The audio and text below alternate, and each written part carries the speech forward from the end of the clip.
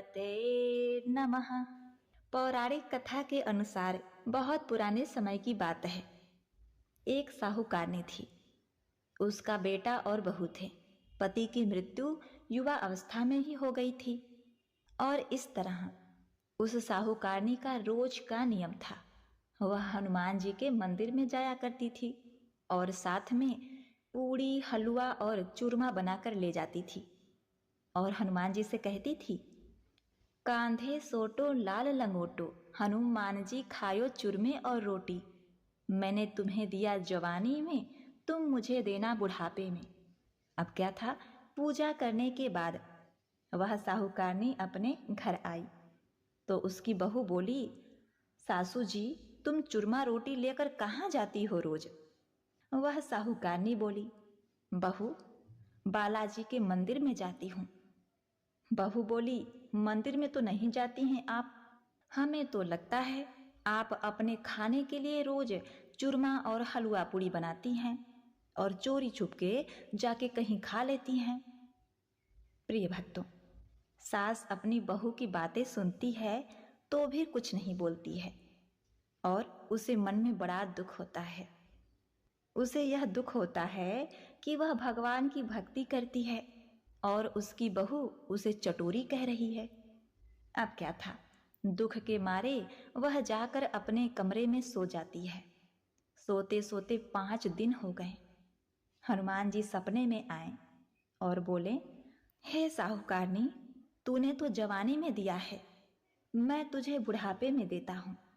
साहूकारनी बोली, हे हनुमान जी, आज तो आप मुझे खाने के लिए दे देंगे, लेकिन रोज कौन देगा? हनुमान जी बोले, हे साहूकारनी, मैं तुम्हें रोज दूंगा। अब क्या था, हनुमान जी की महिमा देखिए। उन्होंने साहूकारनी को खाने के लिए चूरमा, रोटी, हलवा पूड़ी दिया। साहूकारनी चुपचाप चूरमा रोटी खा लेती है। इसी प्रकार 5-6 दिन बीतते हैं और धीरे धीरे बहू के घर में से अचानक अनाज इत्यादि खत्म होने लगते हैं। उसके पास कुछ नहीं रहा, सब चीज में घाटा पड़ गया। बहू ने सोचा, सास को 7 दिन हो गए हैं, मैंने तो उन्हें खाने को कुछ दिया भी नहीं, देखूं तो कैसी हैं। अब देखिए, बहू अपने सास के कमरे में जाकर देखती है तो उसने क्या देखा कि उसकी सास तो अच्छी भली मोटी ताजी है। बहू बोली, सासू जी, मैंने तुम्हें खाने को भी नहीं दिया और तुम क्या खाती हो, इतनी स्वस्थ और मोटी ताजी हो? सासू बोली, मुझे तो हनुमान जी मीठी मीठी हलवा और रोटी दे जाते हैं, मैं वही खाती हूँ। अब क्या था, बहू सास के पैरों में गिर गई। उसे पछतावा हुआ। वो बोली, हे सासू माँ, हम तो तुम्हारे भाग का खाते हैं, हमारे घर में तो कुछ भी नहीं रहा। मैंने आपको खाना नहीं दिया, मैंने आपके भक्ति को झूठा समझा, आपको चटोरी समझा, इसीलिए भगवान ने मुझे दंड दिया। 7 दिन के अंदर ही हमारे घर से अनाज, धन इत्यादि समाप्त हो गया। हे सासू माँ, अब आप ही सब कुछ संभालो। मुझे आपके भक्ति पर विश्वास हो गया। आपने हनुमान जी को भोग लगाया जवानी में और हनुमान जी ने आपको वही भोग बुढ़ापे में लौटाया। आपका पेट भरा। हनुमान जी की महिमा अपार है, कोटि कोटि प्रणाम है। प्रिय भक्तों, अब क्या था, उस सास ने खुशी खुशी घर की सारी जिम्मेवारी संभाल ली। सास यानी कि वह साहूकारनी हनुमान जी को रोज चूरमा, रोटी, हलवा पूड़ी खिलाया करती थी, हलवा पूड़ी चढ़ाया करती थी। फिर घर में बहुत बरकत हुई और खूब धन धान आने लगा। हे हनुमान जी महाराज, हे बालाजी, जैसे आपने उस साहूकारनी को दिया वैसा सबको देना। सबके घर में अन्न धन के भंडार भरे, सबका मंगल करना। इस कथा कहानी को कहने वाले, सुनने वाले तथा हुंकारा भरने वाले सभी को देना। बजरंग बली हनुमान की जय। ओम नमः शिवाय। प्रिय भक्तों, हमारी दूसरी कथा है मंगल देवता की कथा। बहुत समय पहले की बात है। किसी गांव में एक बुढ़िया रहती थी। वह मंगल देव को अपना इष्ट मानती थी। मंगलवार के दिन वह ना तो घर लिपती थी और ना ही धरती खोदा करती थी। हर मंगलवार को वह मंगल देव का व्रत रखती थी। उसका एक पुत्र था जो मंगलवार के दिन ही पैदा हुआ था, इसीलिए उसे मंगलिया कहकर पुकारा करती थी। बुढ़िया की श्रद्धा देखकर स्वयं मंगल देव ने उसकी परीक्षा लेने की ठानी और साधु का भेष बनाकर उसके घर मंगलवार के दिन पहुंच गए। अब क्या था, वह बुढ़िया से बोले, हे बुढ़िया माई, मैं भिक्षा मांगकर लाया हूं, अतः मुझे भूख लगी है, मुझे भोजन बनाना है। तू थोड़ी सी धरती लीप दे तो मैं भोजन बना लूं। बुढ़िया माई ने कहा, महाराज, मैं मंगलवार की व्रती हूं, मैं आज के दिन धरती नहीं लिपती, मैं जल का छिड़काव करके देती हूं, आप उस पर भोजन बना लें। उसकी बात सुनकर साधु ने हट पकड़ ली कि नहीं, मैं तो लीपी हुई धरती पर ही भोजन बनाता हूं। बुढ़िया ने भी रट पकड़ ली कि आज तो धरती ना लिप सकूंगी, इसके अलावा आप जो भी करने को कहेंगे मैं करूंगी। उसकी बात सुनकर साधु ने वचन लिया कि धरती लीपने के अलावा जो कहूं करना पड़ेगा। अब क्या था, बुढ़िया ने 3 बार वचन दे दिया, वचन है, वचन है, वचन है। अब साधु ने कहा कि अपने बेटे को बुला दे, मैं उसकी पीठ पर अंगीठी जलाकर खाना बनाऊंगा।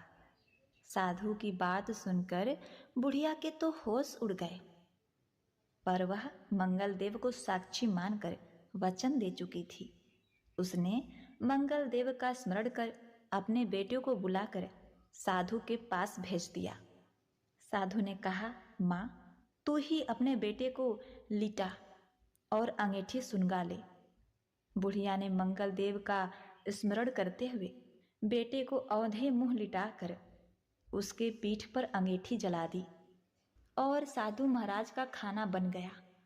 तब उन्होंने बुढ़िया को आवाज दी और कहा कि अपने बेटे को बुला ले, वह भी भोग ले ले।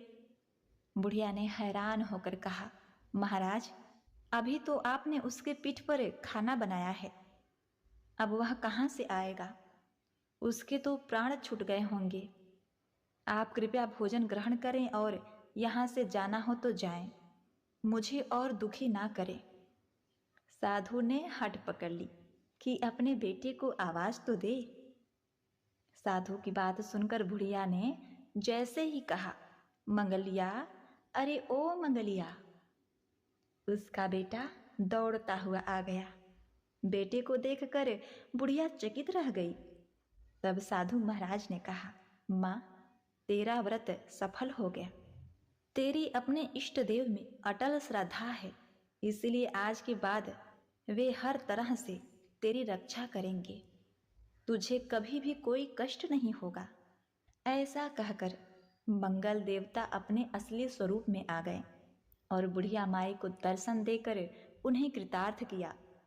अब मंगल देवता के आशीर्वाद से बुढ़िया माई के बेटे का विवाह हो गया।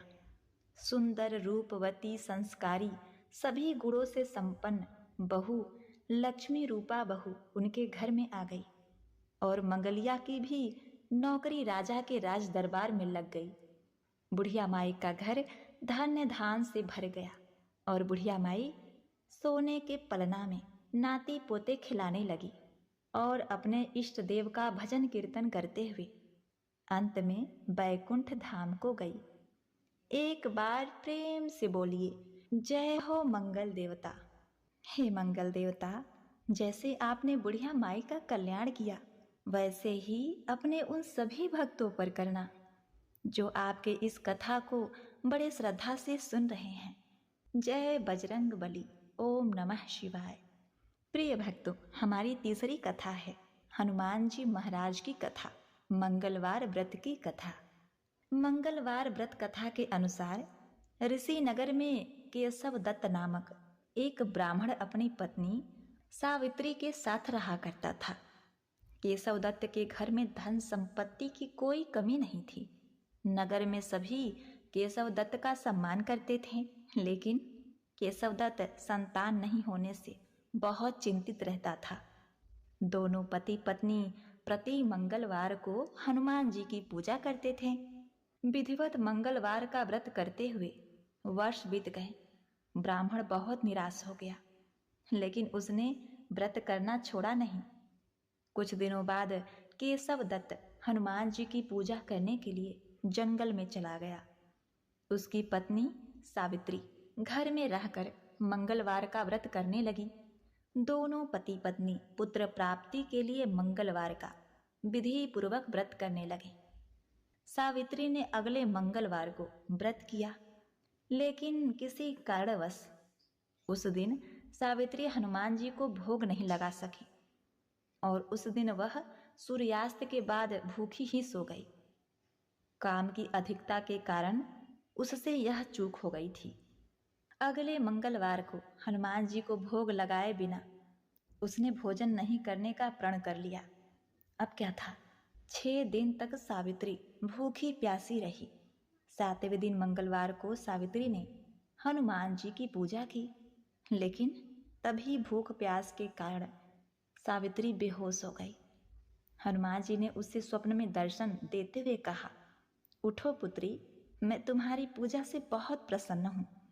तुम्हें सुंदर और सुयोग्य पुत्र होने का वर देता हूँ।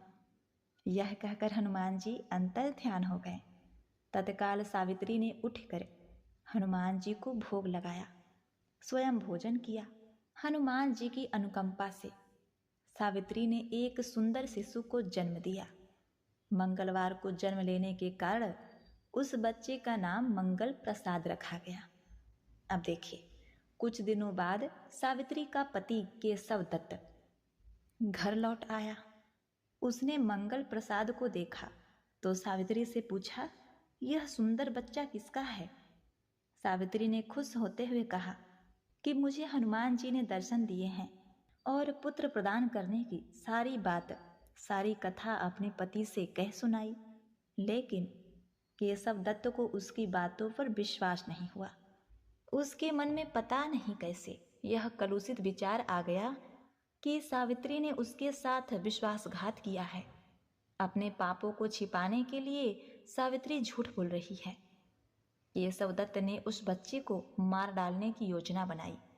एक दिन केशव दत्त स्नान करने के लिए कुएं पर गया। मंगल प्रसाद भी उसके साथ था।